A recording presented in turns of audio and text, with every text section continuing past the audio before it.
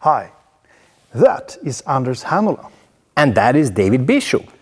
We are light nerds and passionate about light and shadows. LightByBicho.com is the home of sharing knowledge, videos, live events, workshops and much more. After many years of trying different concepts, we have finally found a unique way to help you to understand how light really works so you can upskill with a smile. LightByBicho.com has 5 sections with very different types of content. And you're just about to see one full episode from one of the 5 sections.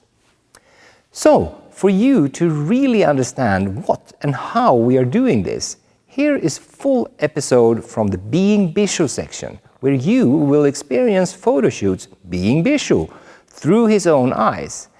In this episode, David is revisiting an old client with a beautiful hairstyle. We hope you enjoy this.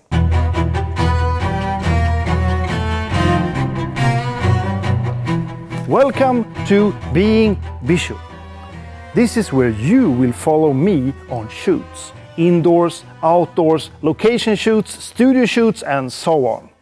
By using future technology in augmented reality, you will be inside my head and see what I see, feel what I feel, and being part of my creative decisions.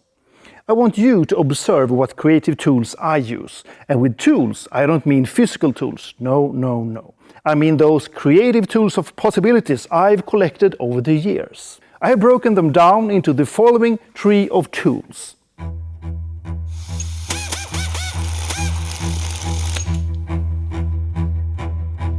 In this shoot, I was assigned to shoot at the garden of none the less than Mr. Gary, the CEO of the little company located here in Sweden.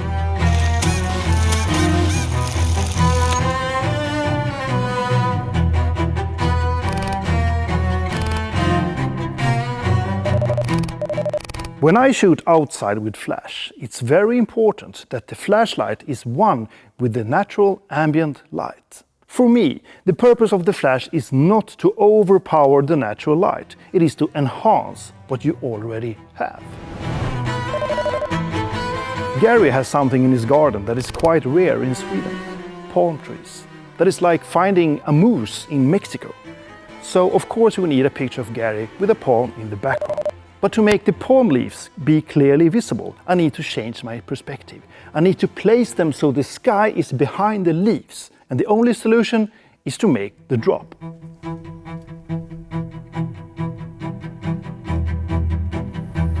Beautiful boat, beautiful day. Light through leaf patterns. That's another great creative tool for a dynamic portrait light. Subtle patches of light always look sophisticated. And what do we have here? Window reflections. This is one of my absolute favorites in terms of creative tools. There is so much that can be done with reflections in a window.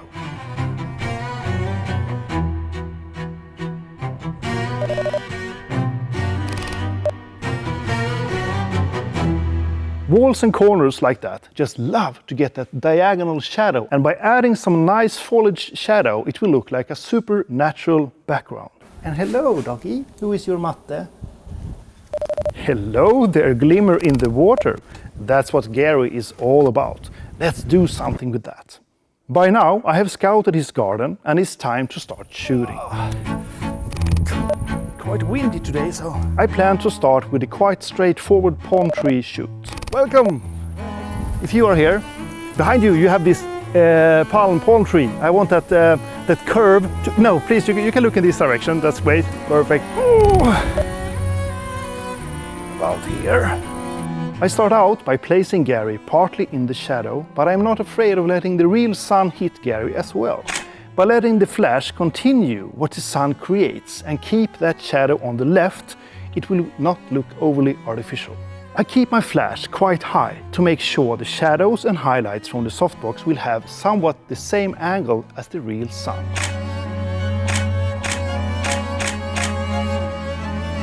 For some more close-up shots, I want to place Gary more in the shadow and let the flash do all the job.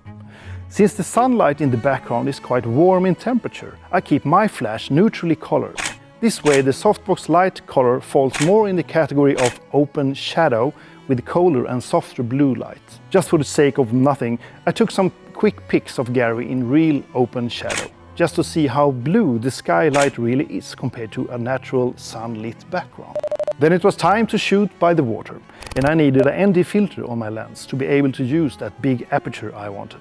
As I walked out on Gary's bridge, admiring his boat and beer bottles, I had also managed to get Gary to carry.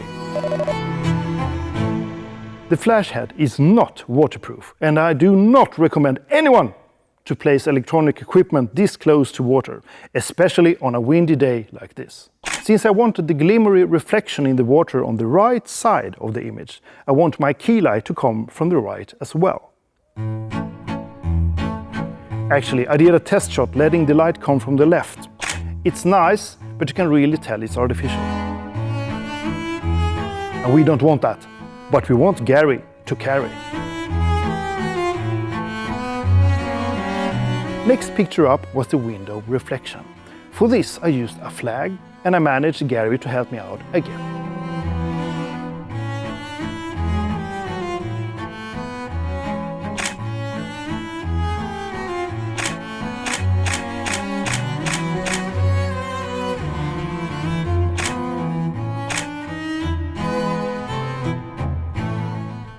For the last location, I want to shoot Gary from inside that little shed fishing house and use the corner, wall and doorway as my background. I plan to place a diagonal shadow over the wall and some leaf shadows to mimic the same hard sunlight I see outside. And as always, I expose the camera for the background and balance my light accordingly.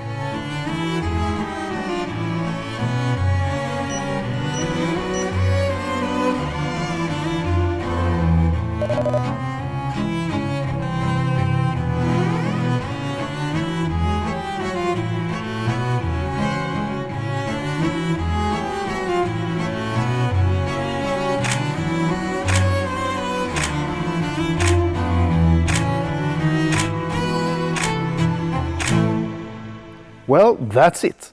A couple of new personal portraits images for Gary's company's new annual report. And don't forget, always think outside the softbox.